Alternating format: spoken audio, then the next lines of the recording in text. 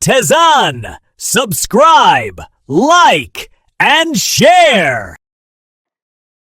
مفتح وي كل في مكيناكم أبيكم زغمتكم مو تفيقكم دوي فلت وي سم حاد السب لو مصوعكم مو نصبح ترسعكم سلام كبرات تقاتل تمربات بيت زانه لومي انت عزبت أزي تقامي زغونا الاستعيدنا قليل مالنا ناي مذكر عقمنا نمعبايز حقزو حموشة بلوسات ميلاتات زبل مدب حيثنا لكم متنا لنا سام ودأ تام سنات الحن عدمنا جانا حد لسخونكم سبسكرايب كمون لايك شير كيركم تعزبون الزاخر ኣብዚ ቪድዮ ነቲ ዘደንፅዕ ዓቕሚ ኣእምሮና ንምኽፋት ዝሕግዙ ብሳይንስ ዝተረጋገፁ 5 ሜላታት ክንርኢ ኢና።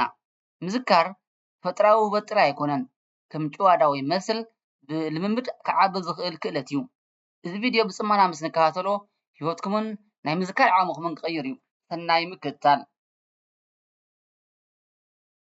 ቀዳማይ ሜላ ሜሞሪ ፕሌስ ቴክኒክ ምስ ቦታ ወይ ነገራት ምትእስሳር። እዚ ጥንታውያን ግሪካውያን ዝጥቀምሉ ዝነበሩ ምስሊ ምስ ቦታ ብምትእስሳር ነገራት ምዝካር ዝሕግዝ ሜላ እዩ። ብፅቡቅ እትፈልጦ ቦታ ሕሰብ፣ ንኣብነት ገዛኻ ክኸውን ይኽእል እዩ። ነቶም ክትዝክሮም እትደሊ ነገራት ምስቲ ኣብ ገዛኻ ዘሎ ኣቑሑ ኣተሓሕዞም። እዚ ብቐሊሉ ንክትዝክሮም ውፅኢታዊ መገዲ እዩ። ንኣብነት ዝርዝር ዕዳጋ ክትዝክር እንተደሊኻ ኣብ ኣፍ ደገ ገዛኻ ዝፈሰሰ ፀባ ከም ዘሎ ሕሰብ። ኣብ ሳሎንካ ድማ ዓበይቲ ባንታት ኣብ ኮፍ መበሊ ተነፂፈ ከም ዘሎ ብኣእምሮኻ ሰኣሎ።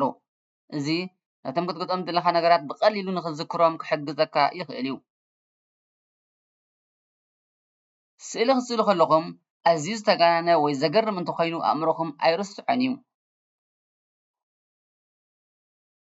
ሜላ ቁፅሪ 2 ንጡፍ ምዝካርን ግዜኡ ዝሓለወ ምድግጋምን active recall and spaced repetition። ብፀገም መብዛሕትኡ ሰብ ደጋጊሙ ብምንባብ ጥራይ ክዝክር ይፍትን passive learning። እዚ ግን ክንድቲ ዝድለ ቅልጡፍን ውፅኢታውን ኣይኮነን። active recall መፅሓፍ ዓፂኻ እንታይ ኣንቢበ ኢልካ ንርእስኻ ሕተታ መልሱ ካብ ኣእምሮኻ ንምውፃእ ምስ ትፅዕር እቲ ናይ ምዝካር መስመር ይጥንክር ወይ ይውስኽ። spaced repetition ሓደ ነገር ሎሚ እንተጌርካዮ ወይ ኣንቢብካዮ ፅባሕ ድገሞ፣ ድሕሪ ሰሙን ድገሞ፣ ድሕሪ ወርሒ ድማ ድገሞ። እዚ ብምድግጋም እውን ኣብ ኣእምሮኻ ንክኣቱ ወይ ብቐሊሉ ክዝክሮ ይሕግዘካ። መሳርሕታት ምጥቃም ከም ሚሞ፣ ኖትስ ወይ ኣንኪ ዝኣመሰሉ ኣፕሊኬሽናት ምጥቃም ይከኣል። ዝተፈላለዩ ናይ ምዝካር ዝሕግዙ ኣፕሊኬሽናትን ፅሑፋትን መሳርሕታትን ምጥቃም ኣዝዩ ኣገዳሲ እዩ። ሜላ ቁፅሪ 3 ምጭባጥ ወይ ምጥርናፍ ቻንኪ ሜትድ። ብዙሕ ሓበሬታታት ናብ ንኣሽቱ ጉጅለታት ብምኽፋል ምዝካር። ንኣብነት ቁፅሪ ቴሌፎን 09112234 ክንዝክር ከለና ነቲ ቁፅርታት ብምክፍፋል ወይ ብምቃል ክንዝክሮ ንፍትን። ንኣብነት 0911223344 ብምባል ከፋፊልና ክንሕዞ ዝቐለለ መገዲ እዩ። ብኸመይ ንጥቀመሉ? ሓድሽ ቋንቋ ክትምሃር ከለኻ ቃላት ብተራ ኣይትሓዝ፣ ብጉጅለ። ንኣብነት ኣቑሑት ክሽነ፣ ኣስማት እንስሳታት፣ ናይ ዝምድናታትን ስድራን፣ ኣሕምልቲ፣ ፍረታት፣ ኩነታት ኣየር፣ ኣዋርሕ፣ ዓመታት፣ መዓልታትን ሰሙንን ጌርካ ብምክፍፋል ወይ ፈላሊኻ ክትሕዞም ፈትን። እዚ ሓደ ካብቲ ዝቐለለ መገዲ ነገራት ብቐሊሉ ንክትዝክሮም ክሕግዘካ ዝኽእል እዩ። ሜላ ቁፅሪ 4 ሜላ ፋይንማን ፋይንማን ቴክኒክ። ኣብ ፍልስፍና ሓደ ነገር ብቐሊሉ ክትገልፆ እንተዘይክኢልካ ኣይተረዳእካዮን ኣለኻ ማለት እዩ ዝብል ኣባህላ ኣሎ። እዚ ብኸመይ ዝትግበር? ክትምሃሮ እትደሊ ኣርእስቲ ምረፅ። ንሓደ ንእሽቶ ቆልዓ ከም እትረድእ ጌርካ ብቐሊል ቃላት ግለፆ። ብናትካ ቃላት ክትገልፆ ክትፍትን ከለኻ ኣብ ኣእምሮኻ ነዊሕ ናይ ምፅናዕ ተኽእልኡ ዝያዳ ይውስኽ። ኣብቲ መብርሂ ክትፅገም ከለኻ ድማ ተመሊስካ ናይ ምንባብ ወይ ምድጋም ልምዲ ማዕብል። እዚ ሜላ እዚ ሓበሬታ ካብ ሓፂር ግዜ ዝኽሪ ናብ ነዊሕ ግዜ ዝኽሪ ማለት from short term memory to long term memory የሰጋግሮ። ኣእምሮና ድማ ነዊሕ ክፀንሕ ወይ ብቐሊሉ ንክንዝክሮ ይሕግዘና።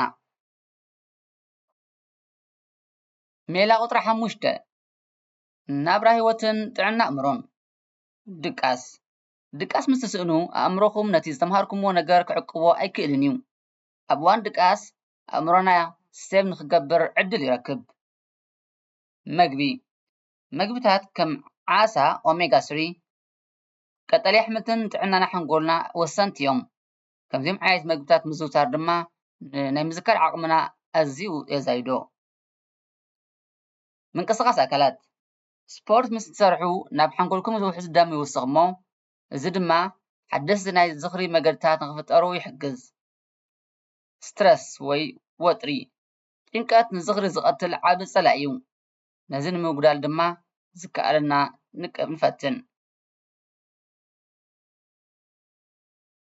ኣብ መወዳእታ እምበኣር ሎሚ ምስ ነገራት ምትእስሳር ንጡፍ ምዝካርን ግዚኡ ዝሓለወ ምድጋምን ምጥርናፍ ወይ ቻንኪንግ ሜላ ፋይንማን ዘ ፋይንማን ቴክኒክ ከምኡውን ኣገዳሲ ድቃስን መግብን ርኢና ኣለና።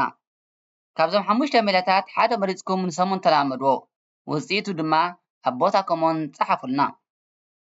እዚ ቪድዮ እዚ ሓጋዚ ኮይኑ ተረኺብኩሞ ላይክ ግበሮ ንመሓዙትኩም ድማ ሼር ግበረሎም። ኣብ ዝቕፅል መደባትና ክሳብ ንራኸብ ሰላም ቅነ ቤት ተዛነ Bet Tezan! Subscribe, like, and share!